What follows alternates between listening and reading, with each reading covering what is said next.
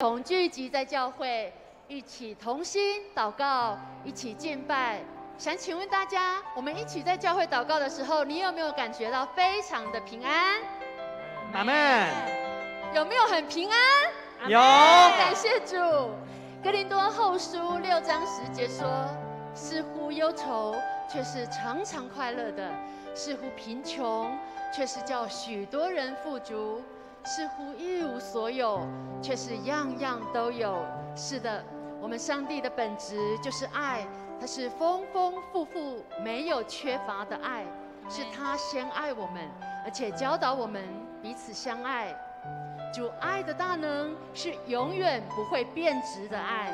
这个时候好不好？我们一起用这首《你爱的大能》这首诗歌，一起进入今天早上主日的祷告以及敬拜，来预备我们的心。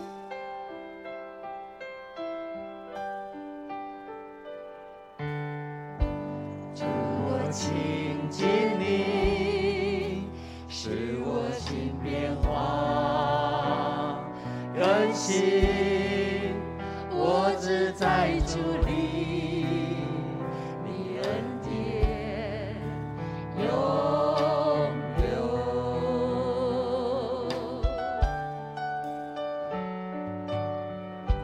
在你慈爱里，我心中一切软弱都将被夺去，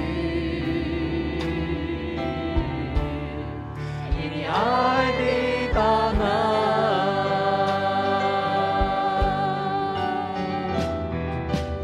拥抱我，让你爱围绕我，吸引我靠近你身旁。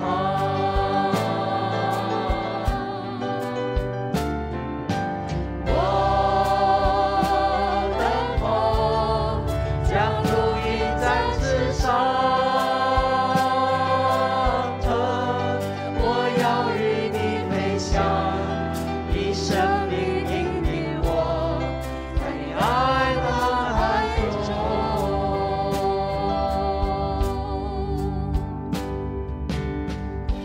主，我亲近你，使我心变化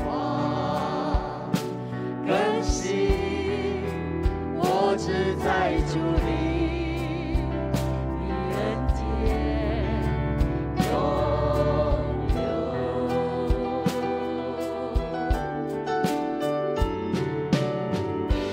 在你慈爱里，我心中一切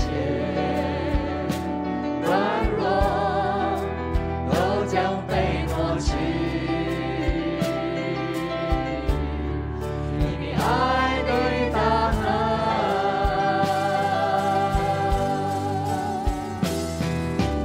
拥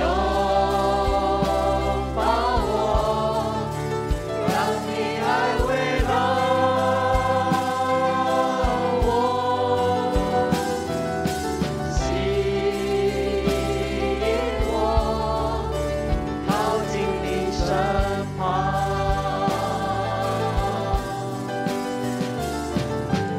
我等候，将如鹰展翅上腾，我要与你飞翔，你生命引领我，在你大能爱中。是的，主，你圣灵引领我，在你爱的大能当中。这时候要邀请所有弟兄姐妹，我们为着下面的几个事情来祷告。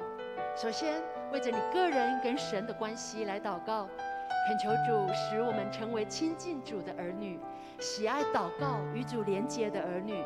不论我们在什么样的环境，是顺境，是逆境，是充满挑战的环境，我们仍然凡事感恩，嘴唇结出赞美的果子。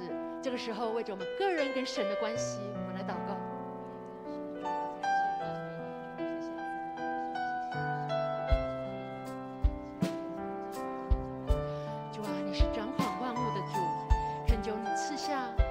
个属你的儿女有活泼祷告的灵，高摩我们成为一个喜爱祷告、喜爱亲近主的人。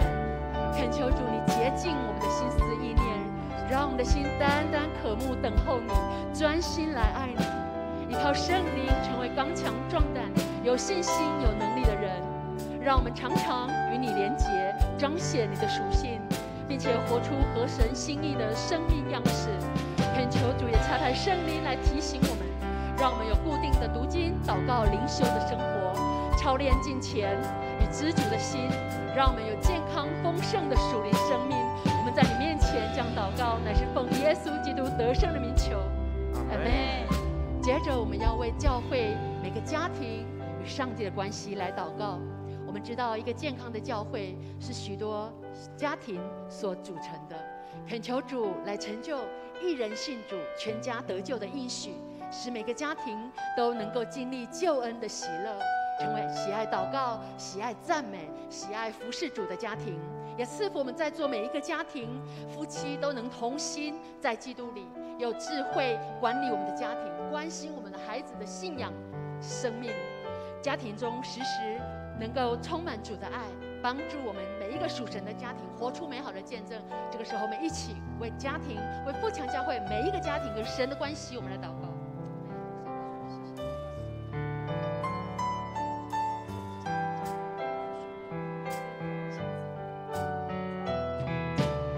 亲爱的天父上帝，这个时候我们要为着富强教会的每个家庭来祷告，恳求你教导我们在婚姻生活当中尊主为大，夫妻彼此相爱、接纳、扶持，又赐下勇气与智慧。当家庭遭遇挑战、困难的时候，有能力来抵挡一切的攻击以及破坏。在家庭及亲子关系上面，求你帮助我们不受到手机、iPad、电脑的捆绑，看重家庭时间，能够建造家庭的祭坛，与主亲近，分别为圣。恳求主你帮助我们当中有人经济困难、陷入困难、工作面临挑战的家庭，求主坚固他们的信心。我们深信你是我们患难中随时的帮助。主啊，你也是我们每一个家庭的大家长，祝福我们富强教会每一个属神的家庭，活出美好的见证，来影响更多身边的人认识你。孩子这样祷告，乃是奉耶稣基督得胜的名求。阿们。再来，我们为台湾的疫情跟教会中的肢体祷告。我们看见台湾的疫情在这几天有升温的趋势，我们许多的小朋友、青少年在下周即将陆续的开学，盼望能减少疫情影响就学、生活、工作。恳求主赐下智慧，帮助我们度过这次疫情的危机。邀请你为你们所认识的亲朋好友来提名祷告，可能因为经济的困难、事业、工作、人际关系、心灵受到压制或身体的病痛，或者没有来教会的兄弟姐妹，我们一同开口来为疫情跟我们的教会的肢体来祷告。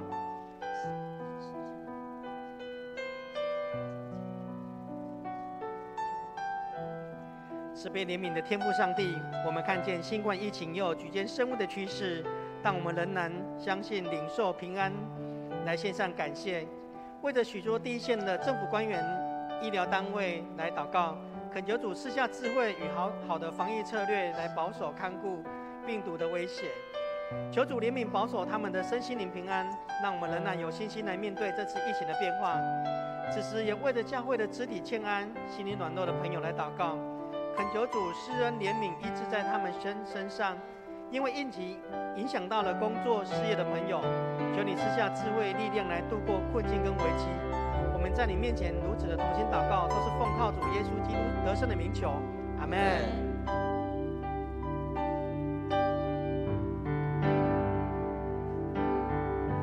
主，我亲近你，使我心变化更新。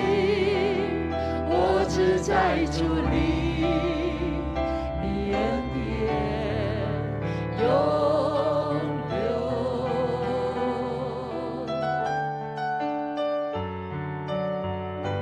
在你慈爱里，我心中一切软弱都将被夺去。爱的大能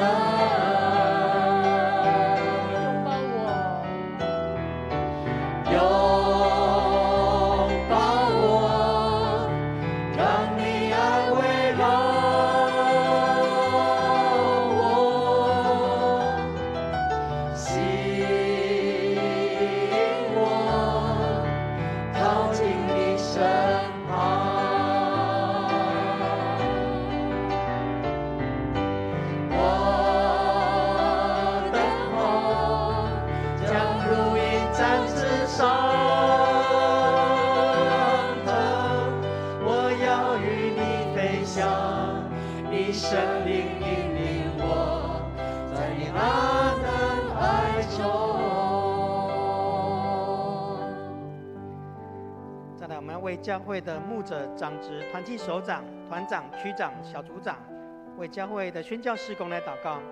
我们富祥教会已经经过了46岁的社教周年，接着我们将迎接我们富祥的57年。我们要宣告教会为永生上帝的家，真理的基石和根基，是活出爱的教会，是积极传福音的教会，是信徒灵命丰盛的教会。恳求主带领我们的牧者、传道、干事、团体首长，还有我们所有的众会友，有火热服事的心志，使我们服事满有恩膏，大有果效，充满宣教的意向。我们一口同心开口，来为教会的宣教事工来祷告。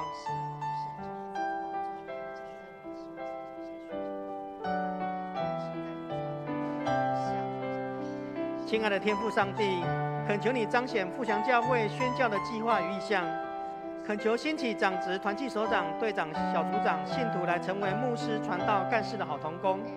让我们用祷告、用实际的行动来支持牧区团队所推动的所有事工。让我们所有事工在你面前都有看到自己的责任，彼此有好的搭配，同心合意，兴旺主的福音，让整个教会的发展可以走在合神心意的道路，彼此服侍，也愿意不断的装备自己为主所用，让富祥教会成为这个城市、这个社区祝福的大出口。我们将感谢祷告，奉主耶稣得胜的名求，阿们。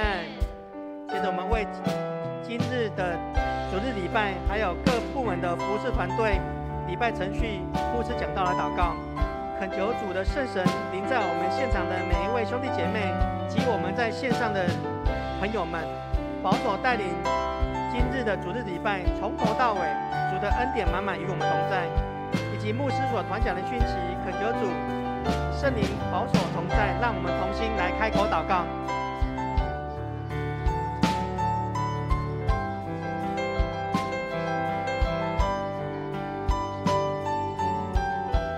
亲爱的主，感谢你赐下祷告、敬拜、赞美的灵运行在我们富祥教会当中，让敬拜充满神的荣美同在，保守看顾今日的主日礼拜程序，不论在交通指挥、大厅接待、新朋友关怀、主日学、查经班、咖啡书房、爱心午餐等等，保守夏牧师今日所要分享的讯息，成为兄弟姐妹在信仰跟生活上的灵粮。也求主纪念我们当中或在线上还未信主的兄弟姐妹，恳求主的灵与他们同在，让他们领受敬拜与你相遇，生命得着改变，将今日的礼拜恭敬交托在主你的圣手，求主掌权。我们这样祷告都是奉靠主耶稣得胜的名求，阿们。最后要邀请各位弟兄姐妹，我们一同起立，来为着我们的城市、我们的社区，还有我们国家的安全、世界公益的和平来祷告。我们知道，在短短的时间，有2位保护人民的安全的警察，他们失去了宝贵的生命。恳求主赐下怜悯慈爱，在台南这个可爱的城市，也求主保守看顾台湾这块岛屿，赐下和睦的心，在两岸政府的领导人身上，让他们有智慧、谨慎的来看待两岸的关系。最后，我们也要为俄罗斯、乌克兰的战争来祷告，他们已经打了半年了。因为战争所引起的流离死伤，所引起的世界经济危机及通膨，我们一同开口来为着我们的城市、我们的国家、为着世界的公益和平来祷告。神让我们父神拿主啊，求你保守两岸的和平，让我们免受战争的痛苦。主啊，我们看到乌克兰跟俄罗斯垂听人祷告的主，我们谦卑来到你的宝座前，你是充满怜悯公义的主。因为人的悖逆，时常看到自己的利益及欲望，造成我们的城市充满许多不公不义的事情。原本保护人民的警察大人，因为追捕嫌犯，却失去了宝贵的生命。恳求主亲自怜悯安慰，也恳求主保守看顾台湾这块岛屿，让两岸的领导人有谨慎和睦的心，用智慧来决策看待两岸关系。同时，也为着乌克兰及俄罗斯的战事来祷告。许多的百姓因为战争失去了家园，失去了亲人，甚至失去了生命。恳求主你垂听我们的祷告，求你的圣手保护安慰不安的灵魂，因为战争所引起的世界经济危机及通膨能够快快的得着控制。愿你的公义和平临到你所掌权的世界。我们在你面前将同心开口祷告，乃是奉耶稣基督得胜的名求。阿们。主耶稣，我救主。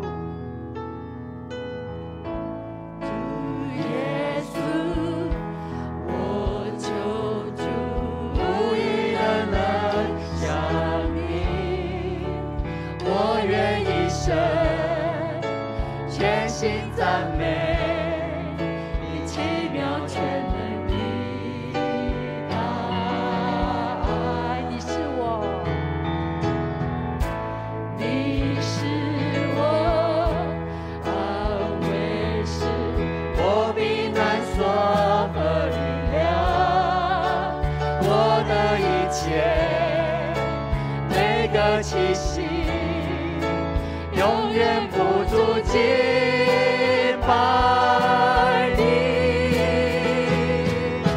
向主欢呼，眼前的扬声唱，颂赞荣耀能力归于君王，众山敬拜，众海洋欢呼，歌颂主的生命。我要歌颂你大能的作为，我永远爱你，永远要坚定，无一事无能与你的应许相比。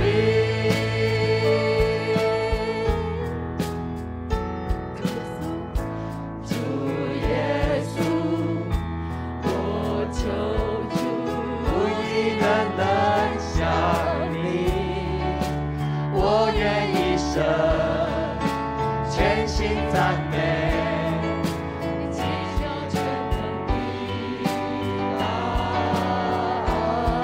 你是我安慰师，你是我安慰师，我必难说分量，我的一切，每个气息，永远不住敬拜你。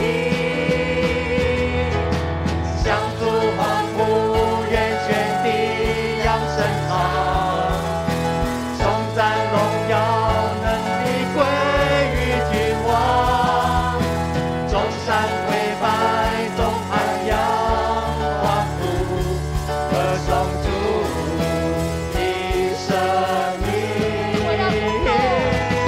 我要歌颂你大能的作为，我要永远爱你，永远要坚定，无一事无能与你的应许相比。向主欢呼，向主欢呼，眼前的扬声唱，颂赞荣耀能力归于君王，众山跪拜，众海洋欢呼，歌颂主的生命。我要歌颂你大能的作为，我要永远爱你，永远要坚定，无一事无能与你的应许相，无一事无能与你的应许，无一事无能与你的应许相比。我们将一切掌声归给我们的主。是的，没有一件事情能够跟神的爱来相比。这个时候，我们要一同来呼喊我们的主，因为我们的主是配得我们赞美的。阿门。我们要一起来呼喊我们的耶稣。阿门。耶稣，耶稣，耶稣，耶稣，耶稣，耶稣，耶稣，耶稣，耶稣，耶稣，耶稣，耶稣，耶稣，耶稣，耶稣，耶稣，耶稣，耶稣，哈利路亚！阿门。我们敬拜你。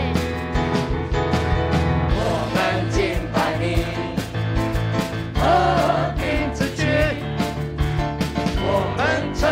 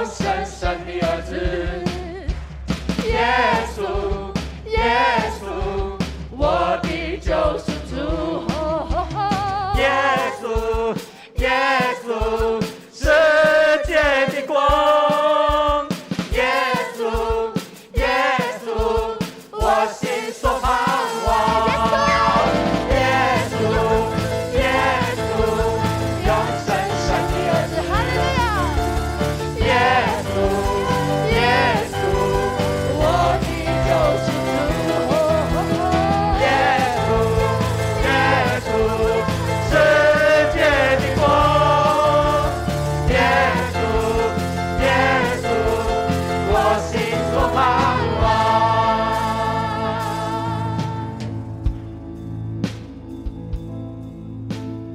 耶稣，耶稣，永生神的儿子，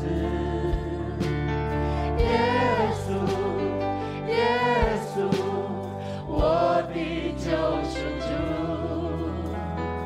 耶稣，耶稣，世界的光，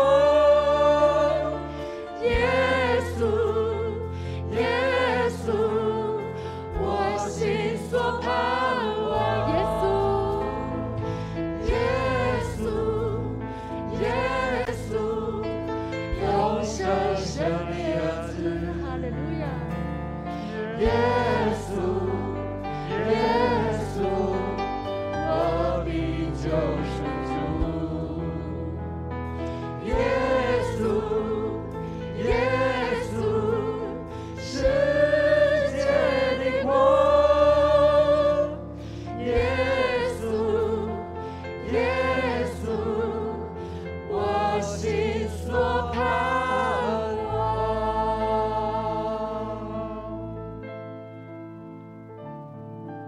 亲爱的天父上帝，感谢你，因为爱我们世人，赐下独生子救主耶稣来到我们中间。主啊，我们要宣告，主耶稣是上帝的儿子，你是救赎主，你是赦免一切我们的罪，要成为我们的盼望。神啊，这样的恩典是何等的大，让每一位来到主面前的都得着这样至宝贵的救恩。感谢主，我们要在这里献上我们的感恩，一起颂赞、赞美主的大能、恩典跟祝福。愿今天的敬拜从头到尾，圣灵跟我们同在，让每一位都充满神的光、恩典的光，以及祝福，以及喜乐。我们要学习主耶稣教导我们的祷告文，来同心祷告说：我们在天上的父，愿人都尊你的名为圣，愿你的国降临，愿你的旨意行在地上，如同行在天上。我们日用的饮食，今日赐给我们，免我们的债，如同我们免了人的债，不叫我们遇见试探，救我们脱离凶恶。因为国度、权柄、荣耀，全是您的，直到永远。阿们。请坐。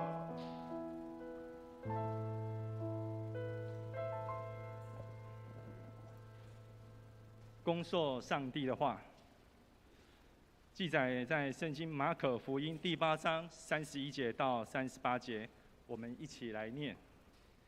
耶稣开始教导门徒说：人子必遭受许多苦难，被长老、祭司长和经学教师弃绝，被杀害，3天后将复活。他把这些事清清楚楚。彼得就把耶稣拉到一边，要劝阻他。耶稣转过身来，看看门徒，责备彼得说：撒旦，走开！你所想的不是上帝的想法，而是人的想法。于是耶稣叫群众和门徒都到他跟前来，告诉他们：如果有人要跟从我，就得舍弃自己，背起十字架来跟从我。因为我想做自己生命的，反要丧失生命；他为我不因丧失生命的，反而得到生命。一个人依旧赢得全世界，却赔上了自己的生命，有什么益处呢？没有。他能够拿什么来换自己的生命呢？在这淫乱和邪恶的时代里，如果有人以我和我的教训为耻，人子在那腹中料中和他圣死一起来临的时候，也要以他为耻。献诗，我们由果子小组来为我们献诗，献诗的曲目是《依然爱我》。献诗完之后，我由牧师来帮我们证道，证道的题目是生命的转化，福音之光。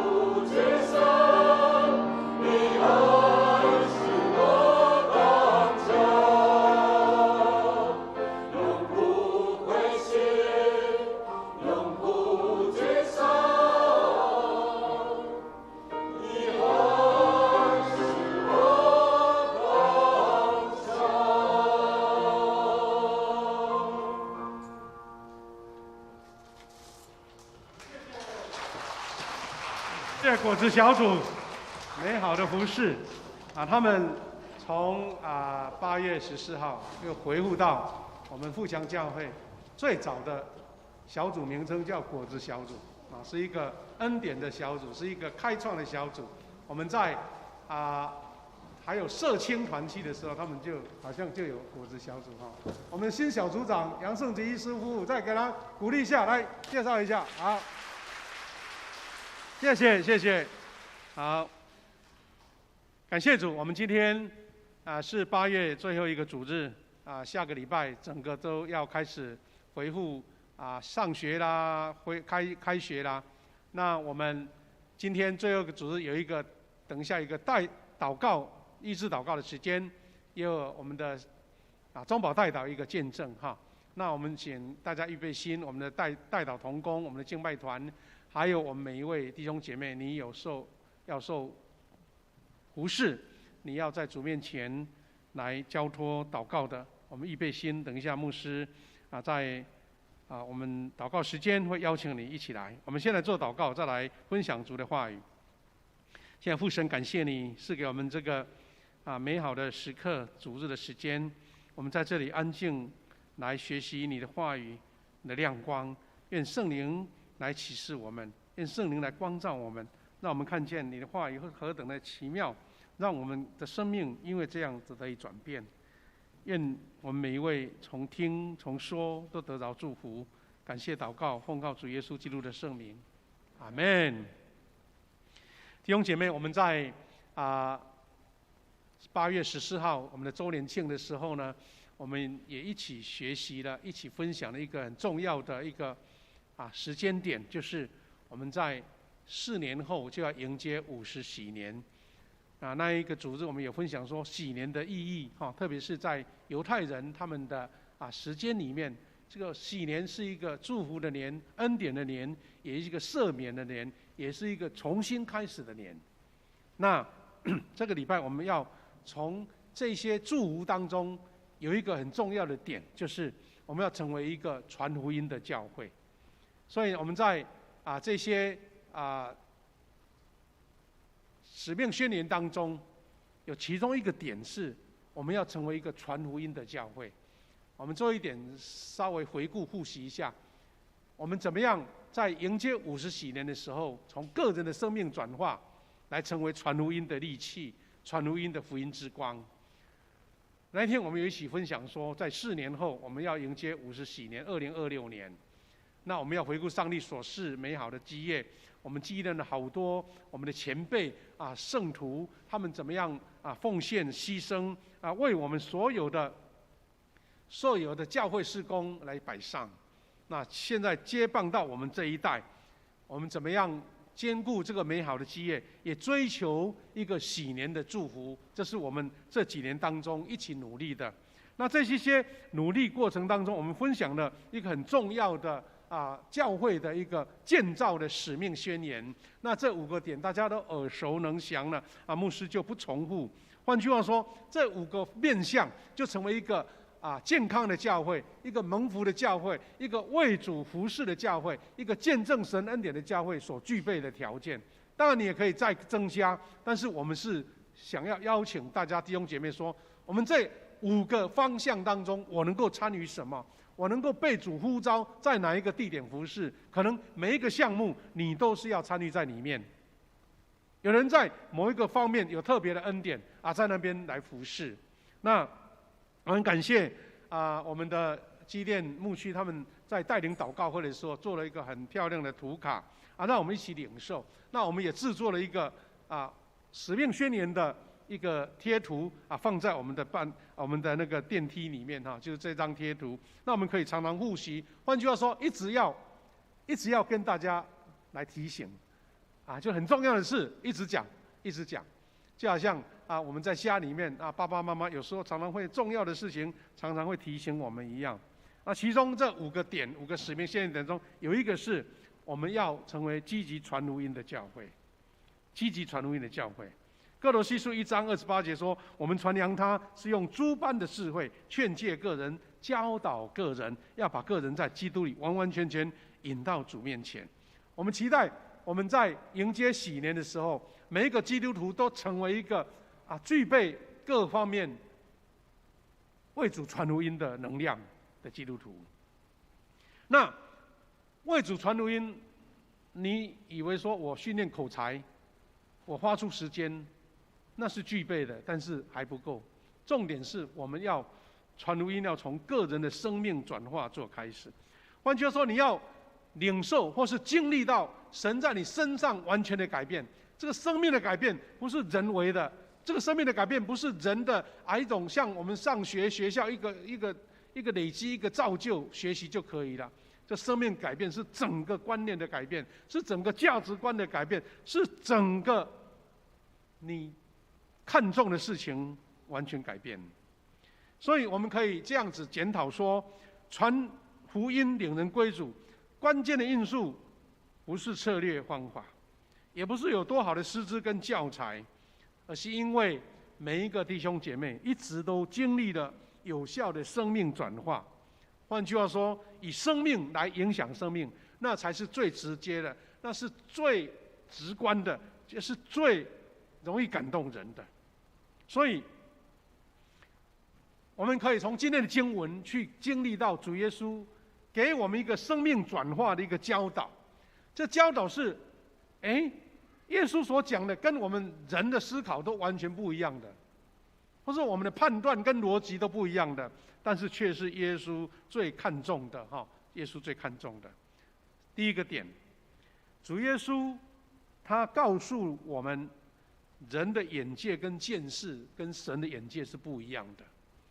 这个故事我们因为很熟，牧师就不复习了时间的关系。但是我们会看到一个重点是什么呢？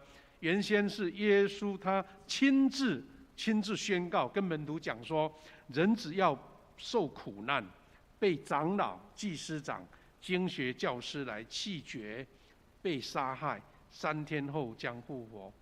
这一点对学生来讲是何等平天霹雳的事！因为我们都在研究圣经福音书的时候，知道很多学生跟随主耶稣，他们愿意跟随耶稣的教导是一点，但是他们内心其实是存在着不同的期待跟想象。但是没有人去想到说耶稣会讲这一点是什么呢？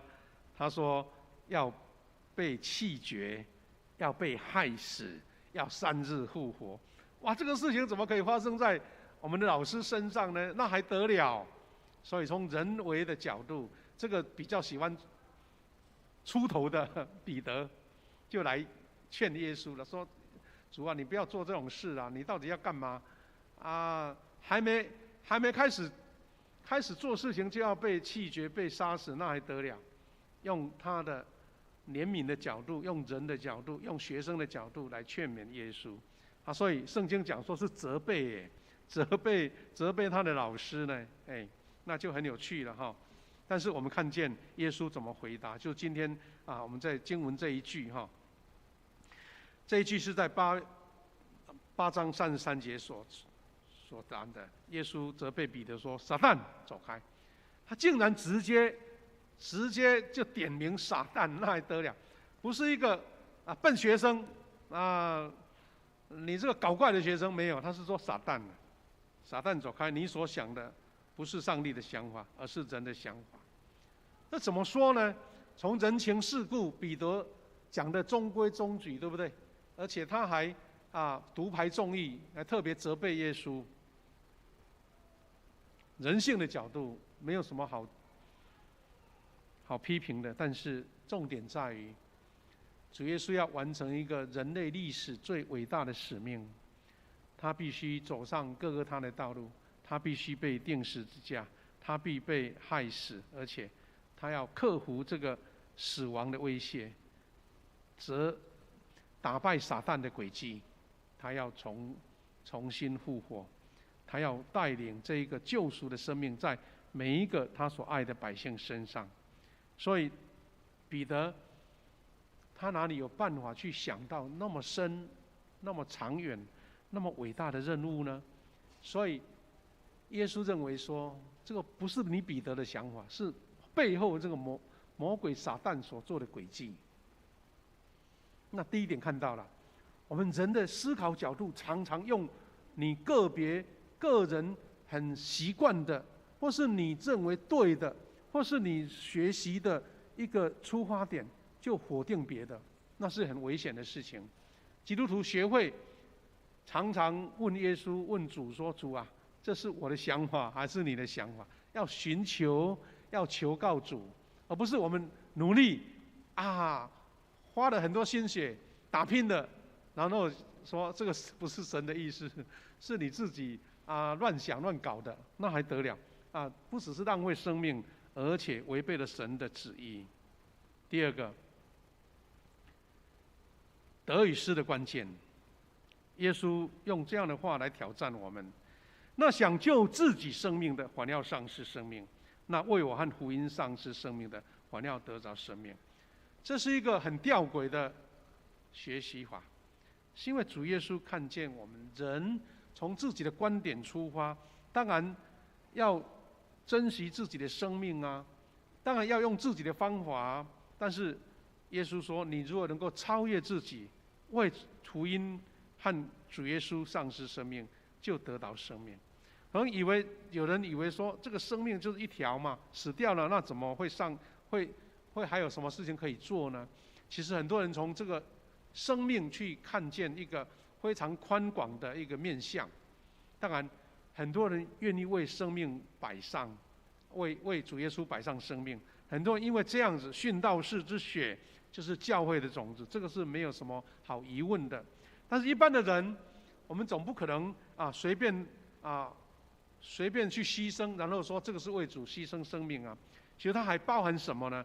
包含你愿意为主的福音，把自己最珍贵的部分献给主，你的时间、你的才能、你的智慧，以及你的心思意念。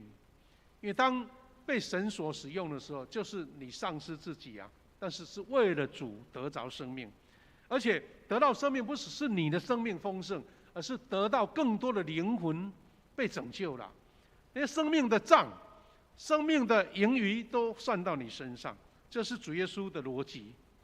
丧失跟得到，我们基督徒怎么样去破解，或是怎样去超越？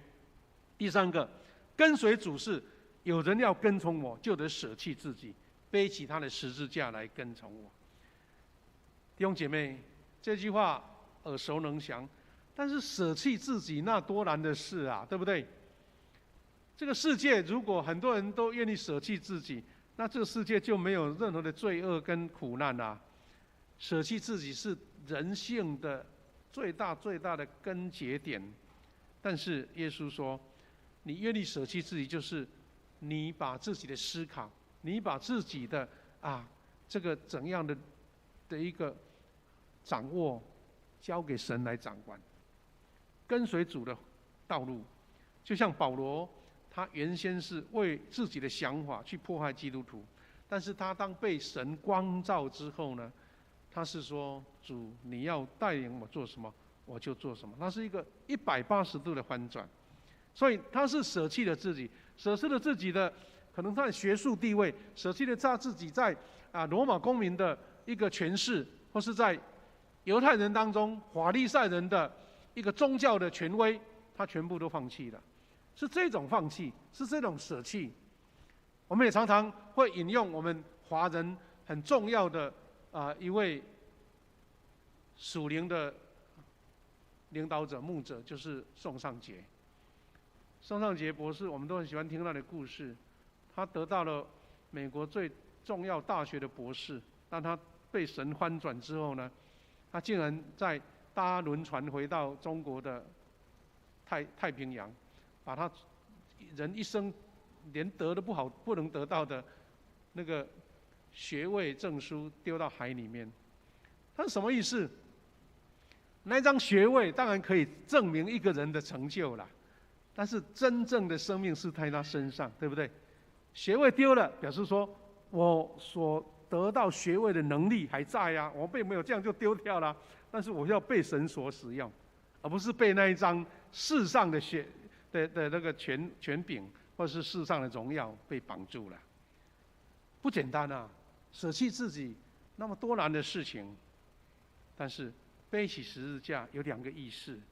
十字架可能是你的软弱，你的一个痛点，或是你的缺陷，或是你的负担，或是你的苦难。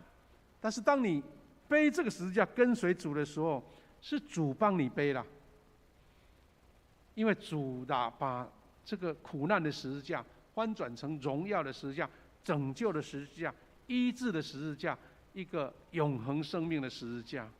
人所以会有苦恼，是因为他没有办法看见这样的价值啊，所以一直活在那一个搅扰、困境、捆绑当中。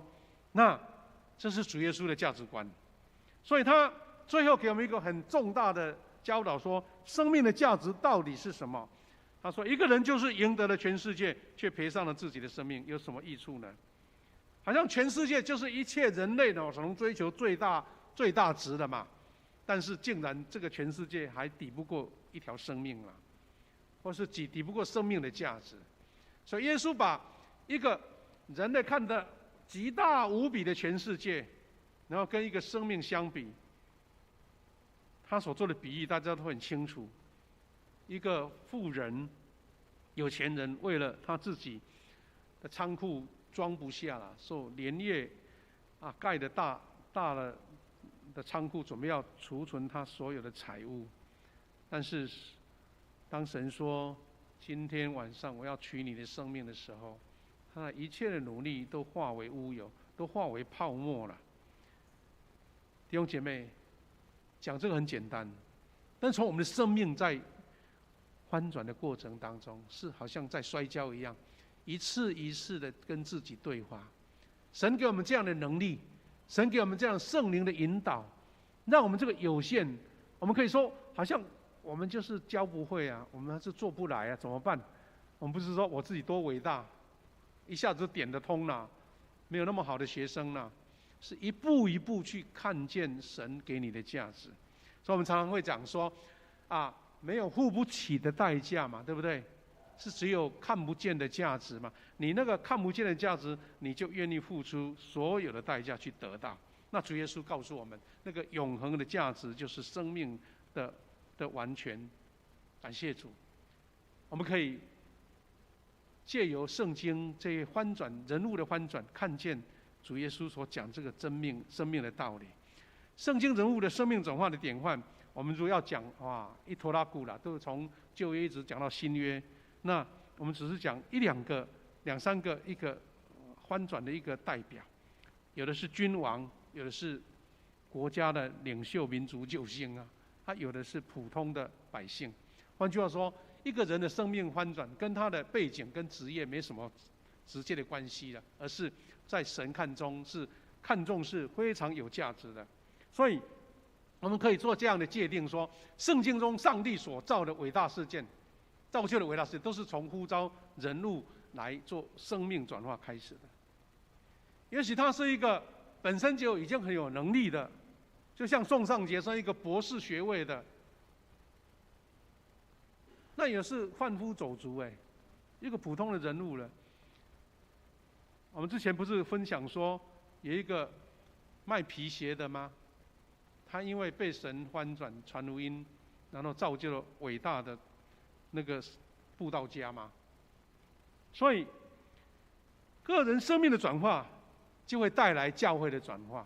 我们要追求喜莲的祝福，我们如果不从最根本最基础的地方做起，那我们怎么祈求说哇，这个教会一个远景那么伟大，我们讲的天花乱坠，但是自己完全没有进步，自己完全没有改变，自己完全没有踏出新的一步，那就没有办法看见这样的改变。我们从圣经人物看见，上帝因为转化个人，也同时会转化人民，转化教会，也转化他的国家。举几个例子，第一个是从王子到牧人了。摩西的地位改变，也带来生命的转化。我们都知道摩西的故事。从小，如果说你是幼稚园的植物学的学生，我们知道他前40年他是一个威风凛凛到处有随从保护的王子。但是他后来为了他的同胞，出了利，但是不小心打死人了。没想到，在这样的转折之下，他原先是想说，我这种权势，大概我做这种事情没什么问题啊。原来，他的地位是非常脆弱的。当人去要举发他的时候，他知道，他心中最大的秘密就是他的百姓。他虽然是王子，但其实是犹太人的后裔啊，所以他整个全部的权势地位完全都丢弃了，他必须要逃跑。逃跑到什么地方呢？逃跑到旷野，逃跑到他的岳父那边，就是成为牧羊人。弟兄姐妹，这个是人的命运转化是多么的快，但是神的计划比这个更厉害。已经大概40岁，已经是大概逃到旷野去，那讲终老一生吧，能存活那就已经不得了了，对不对？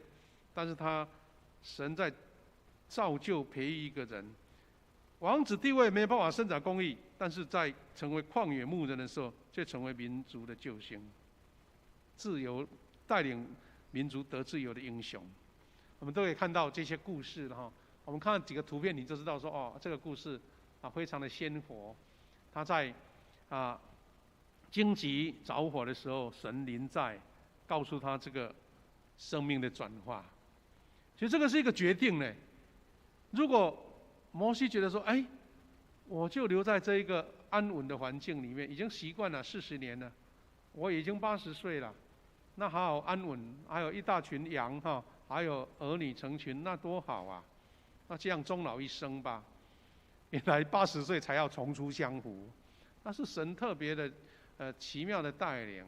如果没有神呼召，摩西他怎么知道有这样的任务呢？但是因为他被神翻转，神把他的位格，神把他自有拥有从开始就存在的神宣告在摩西的身上，然后把他民族的这一个命运告诉他，然后一股从王子时代所历练出来的智慧跟能力又重新回到他了。虽然摩西跟神说：“哎呀，我口才不好，我只会带羊，我不会带人，一切的条件都不是最好的。”弟兄姐妹，神就要用这种人，就是耶稣所说的嘛，就是完全的否定自己，看清自己，是完全的交托，完全的仰望。这是多么奇妙的事情！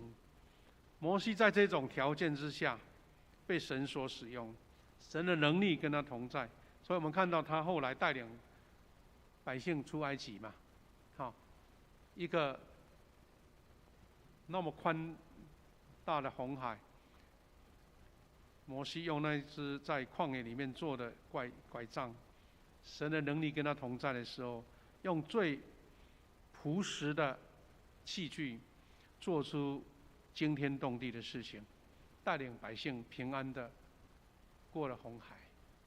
第二个是，我们也看到一个在社会有钱人的改变，是撒该。他原来是讹诈人的，专门收税的，让地方的百姓、亲朋好友都恨得牙痒痒的，因为他不只是按照罗马政府的课重税，而且还加了好几层啊，自己不中饱私囊，而且这是合理的，而是政府可以允许的，不是偷偷的哦，是公然的。然后他这种人财富有了，我们看到他的图片都是把他画得胖胖的，对不对？好像胖胖的才是有钱人了，加上他又矮小嘛，好了，我们看到撒该这样的改变，他知道心中没有平安，心中没有任何的喜乐，有财富又算什么？被人家讨厌，那人的价值都没了，所以他被人唾弃，但是被主所接纳。他因为得到救恩，他的整个原来的价值观也是180度翻转呢。你看他因为矮小就爬上树上，耶稣说：“你下来，撒该下来，我今夜要到你家。”这一个撒该，因为这样被耶稣所接纳之后，生命也同样得到翻转。这样的翻转，我们看到他怎么样跟耶稣回应哈。我们看到他原来看钱如命的一个观念，他这样跟主耶稣回复哈。他怎样跟耶稣说呢？说主啊，我要把我的财产一半分给穷人，如果我欺诈过谁，我就还他4倍。4倍那还得了？就是赔了4份，我欺诈他1份，我要赔他4份，哇，那是不得了的一个数字，连他们的法律上也没有这么样的要求啊。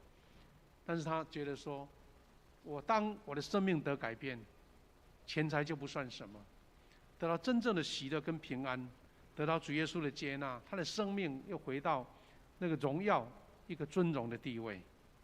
第3个，我们也可以很熟悉的故事，就是从给水到得水。富人的心灵因为这样改变来得到翻转。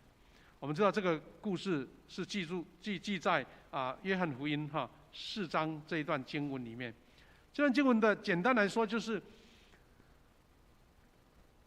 耶稣他们来到了这个撒玛利亚的境内，因为在偏远的地方没有东西可以吃，所以他在中午的时候就在树下休息。那边有一口井，是这些人这个村庄的人平常来这边取水，来保持他们的那个日常的生活哈。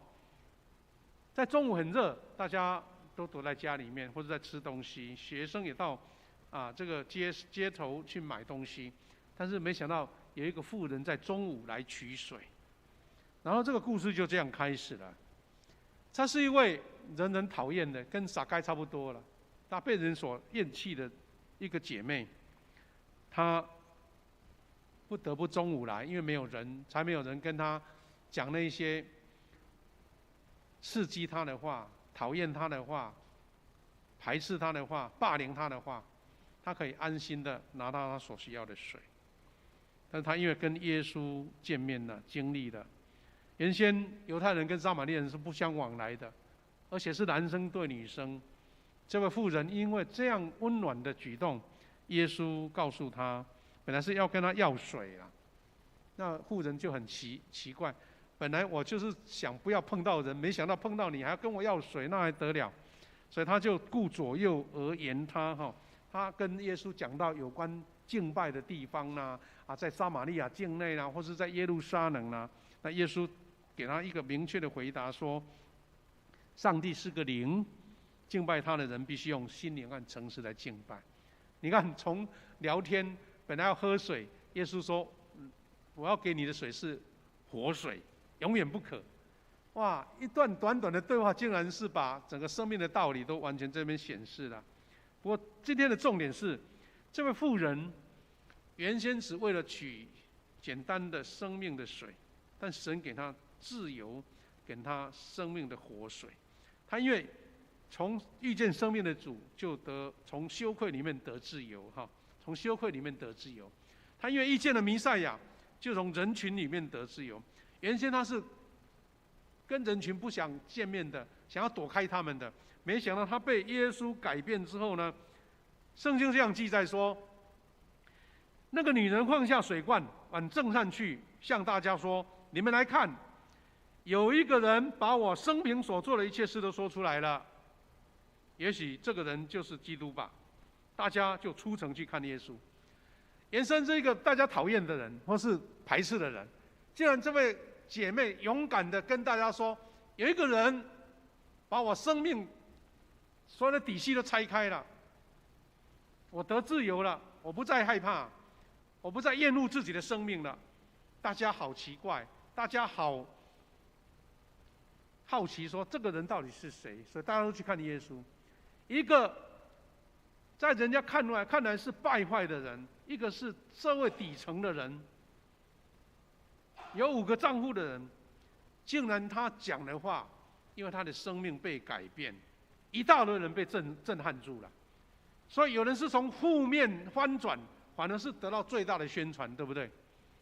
然后大家去见耶稣，而且这件事情故事在4章的39节以后，他说，镇上有许多撒玛利亚人信了耶稣，因为那女人说，他把我做的事都说了出来。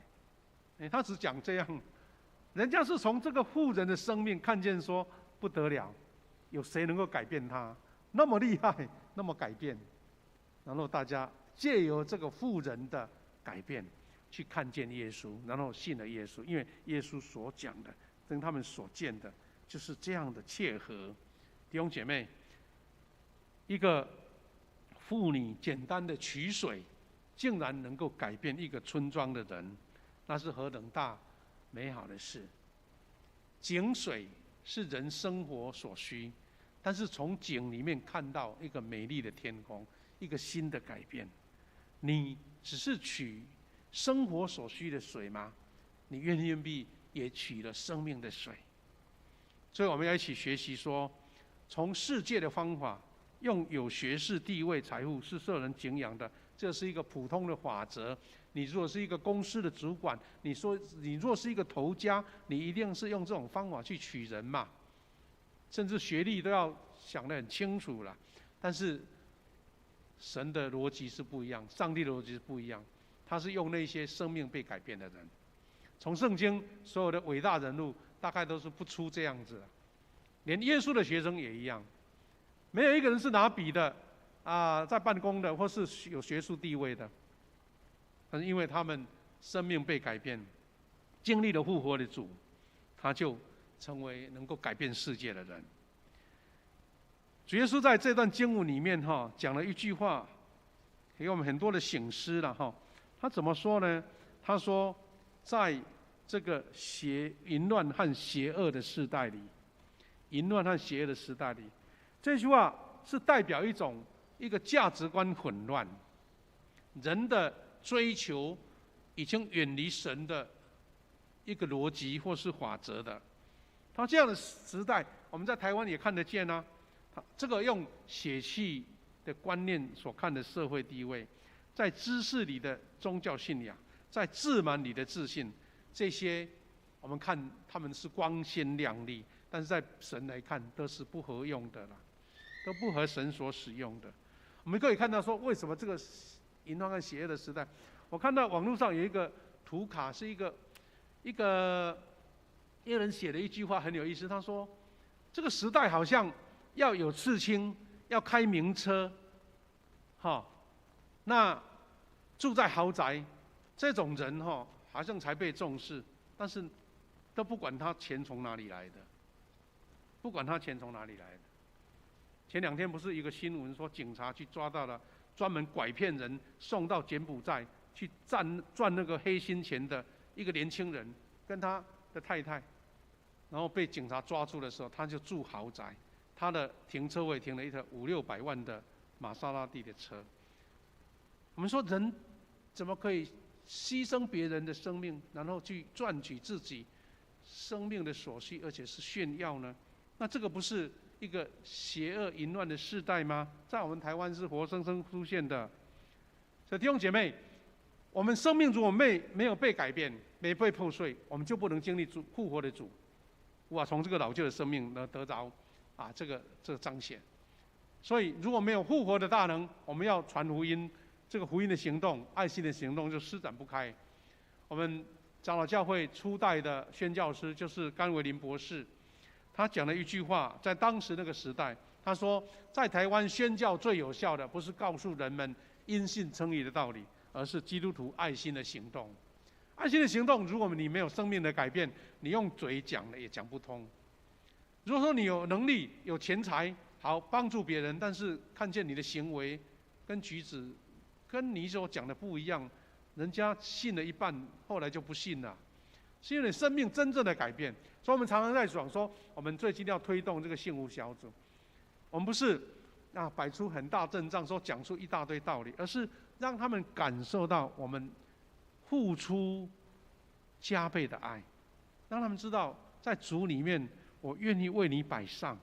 这个爱心的行动是因为生命改变才做得来，不然的话好像在表演一样。出自内心对生命的尊重，对灵魂的价值。弟兄姐妹，我们一起要追求教会的转化，迎接喜年。但愿我们每一个人从我的生命被转化开始，生命真实遇见主，我们有确实的认罪悔改，传福音就会有说服力。因为我们的教会这个使命宣言不是一个宣教的口号，而是因为大家真正在我们的生命里面，因为翻转，我们就看见许多可能性都在我们身上产生了。耶稣的门徒被生命被改变，圣灵被充满，圣灵充满他们之后，就成为传福音的大能勇士。很多圣经伟大人物都是被神所翻转的。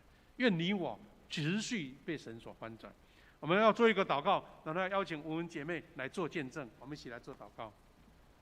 亲爱的父神，我们感谢你，感谢你何等大的恩典，在圣经中看到这一些，无论是国家的英雄，或是一个普通的百姓，因为被神翻转，就成为神所使用重大的门徒，为主传福音。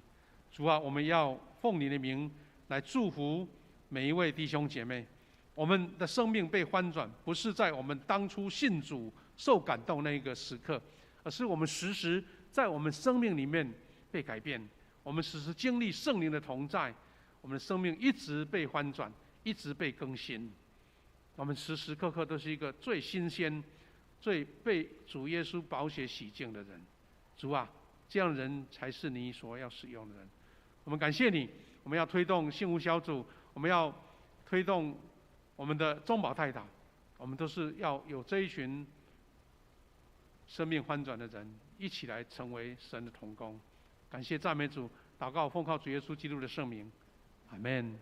弟兄姐妹们，今天很高兴，在下个礼拜我们新的一期的我们的中保代祷就要开始了。我们在今天特别邀请我们姐妹，她把自己参与中保代祷所得到的领受，自己被改变，自己被神所应许的见证要分享一下。我们拍手来欢迎我们的文姐妹，谢谢。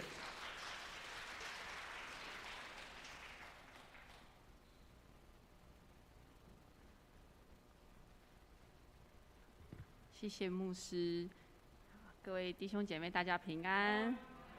2018年我在富强教会受洗完之后，我就立刻加入中保代祷的服事。4年过去，我在祷告室里面的跟神的亲密时光，除了能够替许多的弟兄姐妹代祷，也让我学习在困难中倚靠神，靠主刚强。2年多前，我在一个祷告当中，有一个很深的感动，我离开了服务8、9年的幼儿园，开始偏乡代理老师的工作。一开始去到田寮，我从不会开车、没有车，神都为我预备。接下来到了茄定，其实每一步都相当的艰辛，因为代理老师的工作很辛苦，而且暑假是没有薪水的。但是我相信这一路都有神美好的旨意，也在田寮还有茄定的代理工作当中，我认识了很多很好的人，然后我们彼此鼓励，互相帮忙。到了今年6月，台湾的疫情稍稍的明朗，我终于可以顺利的进入考场去考试。看到每天公布越来越多的缺额，其实我也很期待自己可以考上正式教师，结束流浪教师的日子。于是我在代祷室为自己写代祷卡，希望今年能够在高雄、台南、嘉义的考试能够顺利，也能够正式成为一个公立幼儿园的老师。也是因为今年的疫情非常的特殊，一旦如果你染疫，或者是你被居隔，或者是你有一些接触史，其实你是没有办法进入考场的，所以我就格外的小心。感谢主一路的保守，这3场考试我都有去参加，也都顺利的完成。本来自信满满，想说自己考得还不错，就算没有上榜，也能够利用排代的方式，能够顺利取得代理老师的工作。没想到就在7月中旬的一个礼拜天的早上，我打开公告的讯息，发现我以1分之差被刷出代理老师的名单，顿时间我失业了。当下我的心是很焦急的，因为其实在今年的年初，我与我的先生也开始找房子。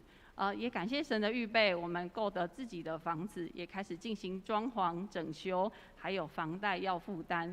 其实真的是压力非常的大，因为每天看着自己存款簿的钱一直在减少，然后我又失业了，其实内心是非常焦急的。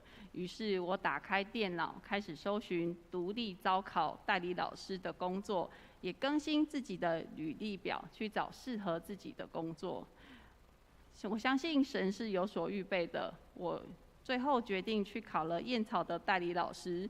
同时间，我发现彭婉如基金会这几年在台湾开始广设非营利幼儿园，他们在台南地区也有很多的据点。于是我把自己的履历寄出去，期待有很好的回应。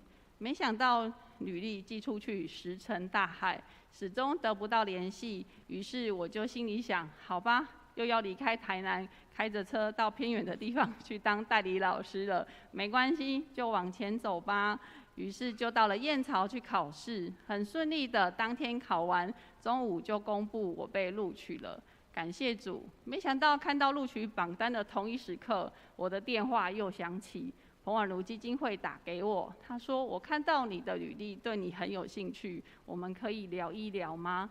没想到原本只是想要找一份工作，可以喂饱自己，缴得出生活所需的费用，神却为我预备了2条道路，让我自己去做抉择。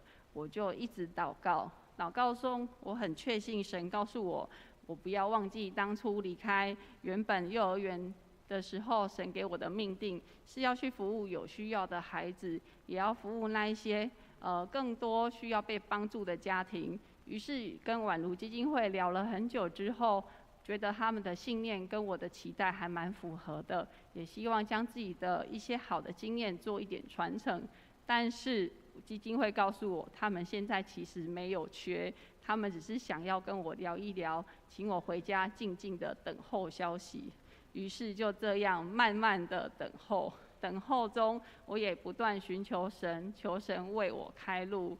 过了2天之后，基金会再度打给我，他说跟你讲一个消息，本来我们真的没有缺，但是我们做了一些职务上的异动，我们将原本主任的职缺把它释放出来，不知道你有没有兴趣？听到这个消息，我真的是心里非常的雀跃，也非常的开心。相信这一切不是我所做的，也不是依靠我的才能去争取的，一切都是神在当中做工。于是最后我选择到了基金会的教保中心去担任主任的工作。下面要带领10位老师，还有管理1位厨工。我们期间还有经历许多像立案会刊，还有要招生，还有教学上的一些原物的推动。其实这些事情是我以前从来没有做过的，但是也感谢主一路一路真的是牵着我的手往前走，让我慢慢的把这些工作都接上手来。其实在代祷室里面，每一张代祷卡都是一条跟神紧紧联系的热线，而在代祷室代祷的我们，其实我们只是把这些人的祷告跟神搭上线。有时候常常在想，为什么这一张代祷卡的祷告内容没有被回应？为什么这些人的祷告很快被应允？但是我发现，其实神他都听见了每一个祷告，我们做的工作只是把它跟神重新搭上线。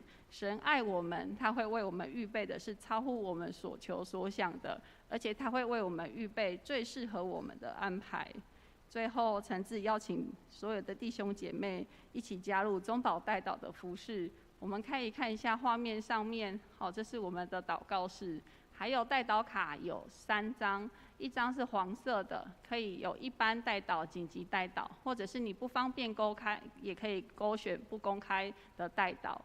然后还有蓝色的部分是事工的部分，如果你在教会的事工上有一些负担，也欢迎你来写事工的代祷卡，我们一起为你祷告。红色的部分就是像我如果有写代祷卡有被应允的话，也欢迎你们分享，然后把它写一张祷告的应允卡，让我们可以做更多的见证跟分享。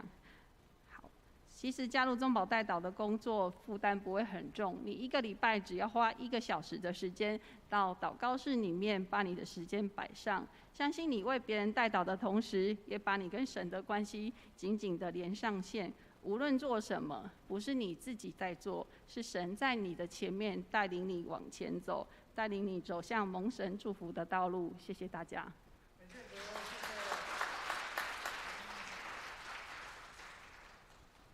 我们感谢主哈，我们姐妹她因为谦卑、单纯的交托，神带领她的道路，而且是提升了她的眼界哈，而且开创了她更宽广的帐幕，真是神恩典。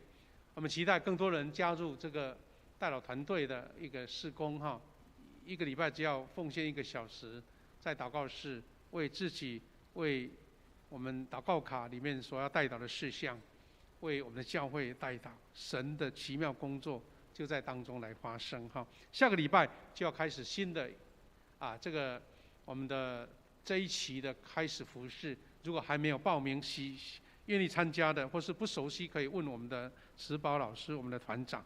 愿这样的事工被神所看重。接下来我们要请同工预备哈，我们要做一个医治的祷告。我们请这个敬拜团以及医治同工、代祷同工，还有我们的长老在场的，我们陆续准备。我们要唱这一首《医治恩典》。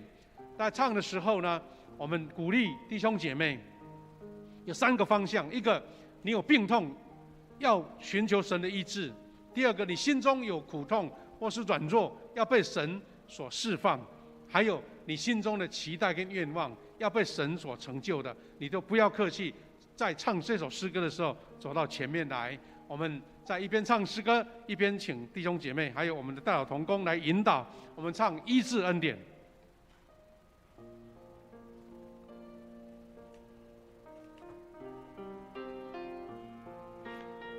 在唱的时候，我们就开始可以到前面来，鼓励大家一起到前面来，一起来唱。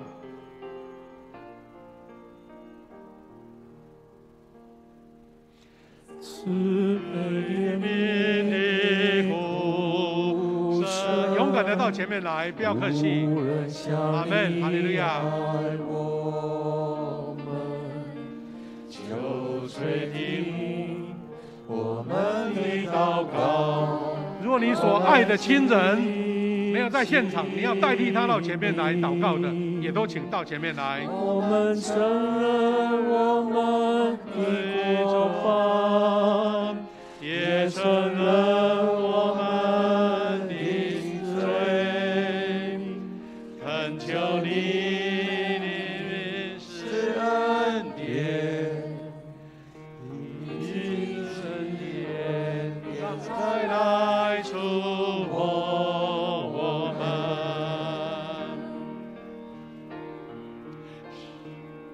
释放我的自由。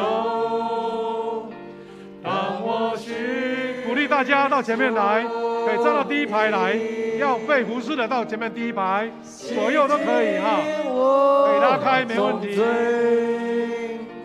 领受你的爱，领受你医治恩典，释放我的自由，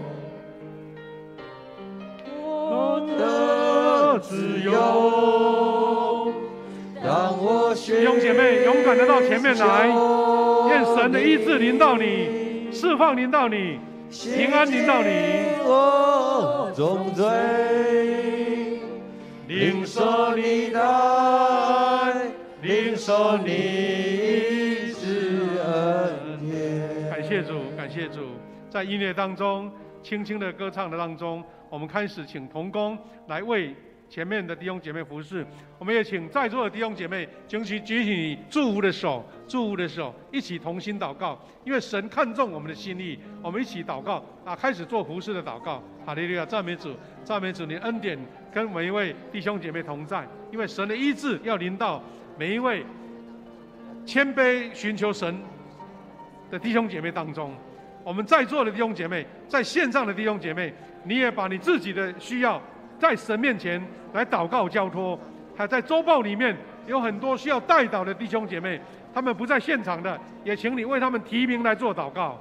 哈利路亚，感谢主，神的恩典跟我们每一位弟兄姐妹同在，神的同在，看见神的平安、神的医治、神的释放要在我们当中。哈利路亚，赞美主，神的恩典在每一位受祷告的弟兄姐妹身上。感谢赞美主，哈利路亚，赞美主。赞美主，主啊，听我们的垂听祷告，垂听我们的祷告，感谢赞美主。我们在座的每位弟兄姐妹也一样领受这样的恩典，在线上的弟兄姐妹也领受这样的恩典。哈利路亚，赞美主，赞美主。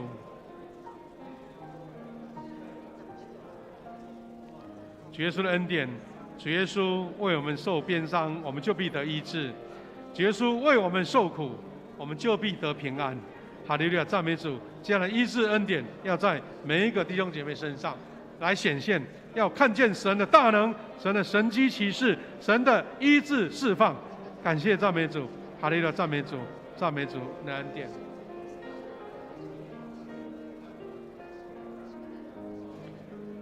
我们要回到这个副歌的地方，我们要一起唱《释放我的自由》。我们继续祷告，还没完成的继续祷告。我们开始来唱《释放我的自由》。释放我的自由，让我寻求你。神恩典跟我们同在。洗净我重罪，领受你的爱，领受你。我们请会众一起起立，好不好？再唱最后一次，释放我的自由。释放我的自由，让我寻求你，洗净我重罪，领受你的爱，领受你医治恩典，领受你大爱。你的爱，领受你医治恩典。亲爱的父神，我们这一群弟兄姐妹谦卑到你的面前，我们心中有软弱，身体有病痛，我们有爱的亲人，他们也有病痛。我们在周报里面也有许多需要代祷的弟兄姐妹。神啊，你看重我们的心，我们在你面前谦卑摆上我们所有的需要。主耶稣，你应许我们，你受鞭伤，我们得医治；你受苦，我们得平安。神啊，这一群你的百姓要得着平安喜乐回去，要被神所医治，被神所膏抹，也被神所释放。愿我们这样的信心一直持续，让我们在经历治疗的时候，有神差派的美好的医生医药来帮助我们恢复健康。奉主名来祝福每一位弟兄姐妹，祷告都是奉靠无罪主耶稣基督的圣名，阿们。我们用拍手感谢主，谢谢，请回座，请我们回座，谢谢。我们来做奉献，我们来做奉献。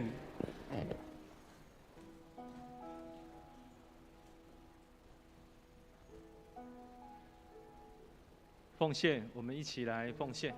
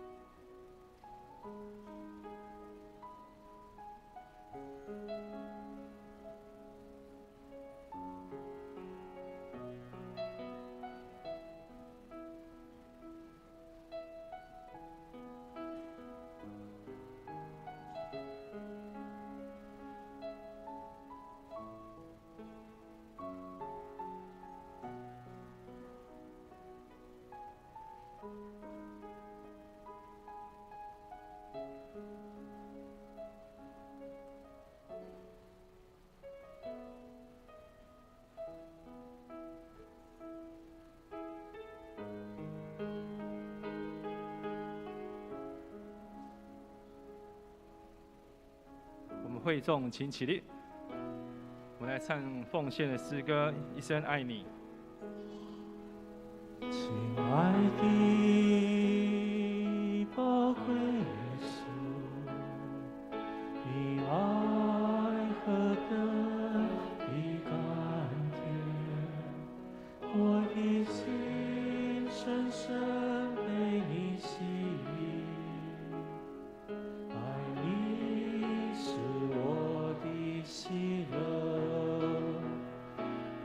生爱你，一生敬拜你，一生爱你，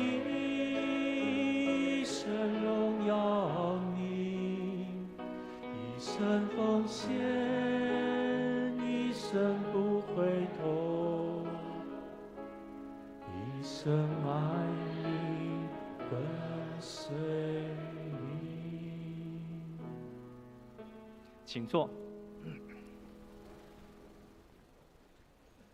我们先来看到周报的最后一页的本月金句，我们一起来读2遍哦。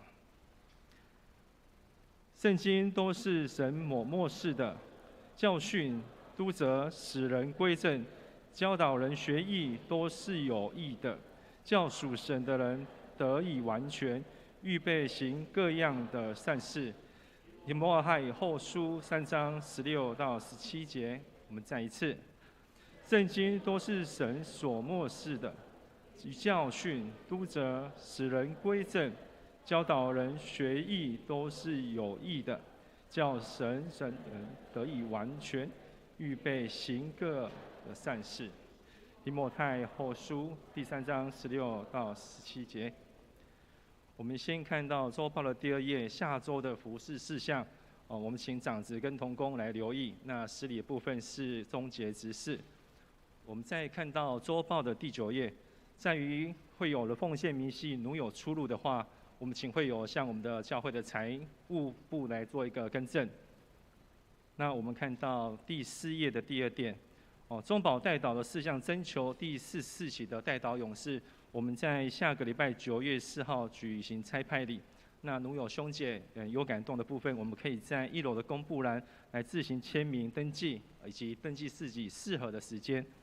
那我们在9月4号的时候，在10点半，在教育1楼的中心的大祷告室里面有在参加服事前的一些说明会，那我们请兄姐留意一下。再来就是疫情也渐渐，不好意思，第3点，疫情也渐渐防护的部分，教会这个部分已经渐渐开放实体聚会。那我们鼓励兄姐跟朋友一起回到我们教会来聚同心的敬拜。那再来就是教会的多元化的一个奉献管道的部分，可用信用卡或者转账的部分呢，那教会这个部分已经转成联邦银行，那我们请会友留意一下。再来第4点，我们的本会的幸福小组已经开始推行。那推行的实施日期在8月28号到12月11号。那我们也请牧区筹备幸福小组，能够将幸福小组的主名、副长的组员名单，还有聚会地点跟时间，在下周的时候9月4号来回报给维斯这边来做一个会诊。第5点，本会消息。那本会这边聘请到郑瑞平传道来担任我们的青年事工牧师。那9月份的时候开始上任。再来，我们的林佳龙干事主任那已经服侍到我们这个月的8月底。那我们也感谢他3年半的一个服侍。那我们为了他进入新的职场来工作的部分来进行一个祷告。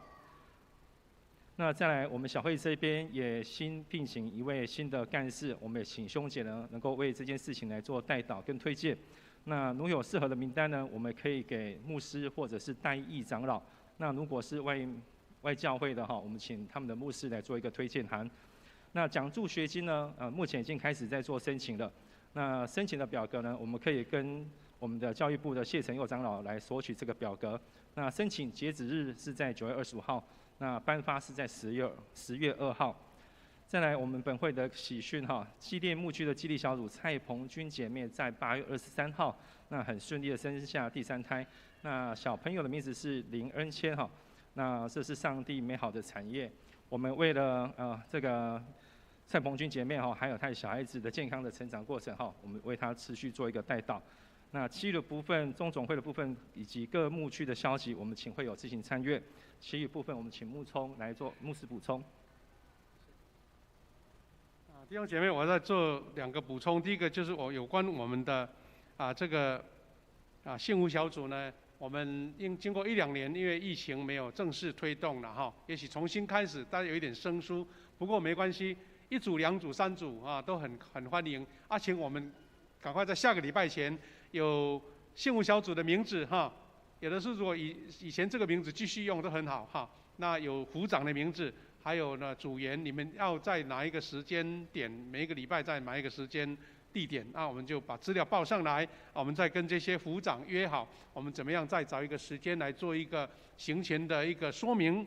大家一起激励，一起祷告。那9月11号，就开始要推动了哈。这一点，我们请各牧区各小组大家努力来这个筹组，谢谢。那第二个就是有关奖学金的申请这边有写说跟陈佑长老索取表格，当然礼拜天来找他是没问题，不过平常的时间你来到办公室都可以拿得到哈。赶快来申请能够很多小朋友、很青年人能够被鼓励了哈，能够被鼓励。那我们也请大家一起为我们教会做一个宣告的祷告。上个礼拜有3位弟兄姐妹连续发生车祸，这个是很奇怪的一个状况，我们真的要求神遮盖让我们得保护了哈。请大家也小心，可能大热天大家在开车、骑车都有一些好像不确定的因素会影响我们，也求主保守我们，大家都恢复健康都恢复健康。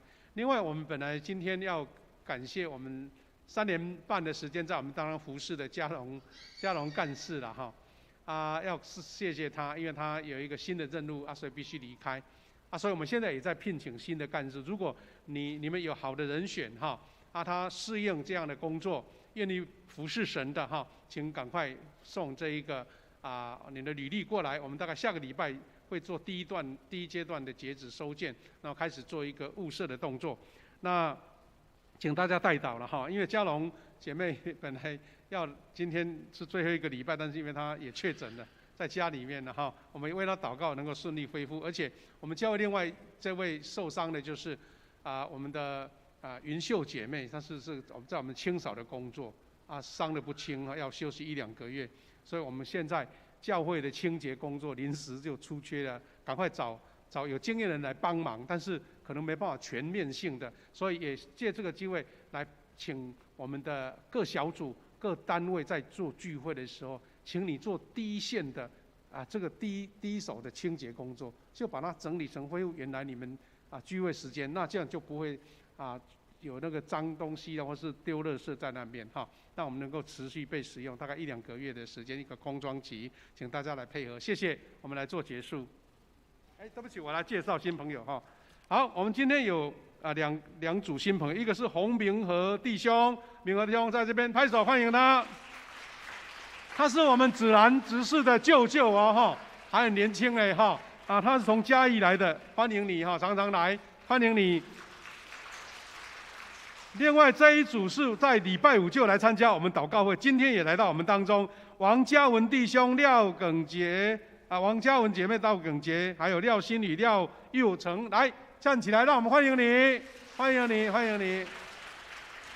他们礼拜5就来参加祷告会，他们是跟我们的美满姐这个附近兄才认识不久，他们就变成好朋友，特别邀请来参加希望你喜欢这个环境，也参加，能够得到一个很好的福音谢谢。好，我们来做结束。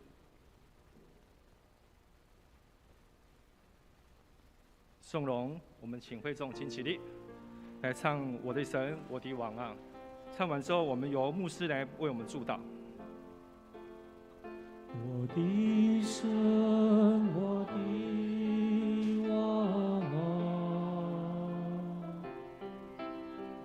我要称颂你的名，我要永远称颂你，我要天天称颂你。愿主耶稣基督的恩典、上帝的慈爱、圣灵的保守、相通、扶持，跟每一位弟兄姐妹同在，从今时直到永远。阿们。阿们。阿们。阿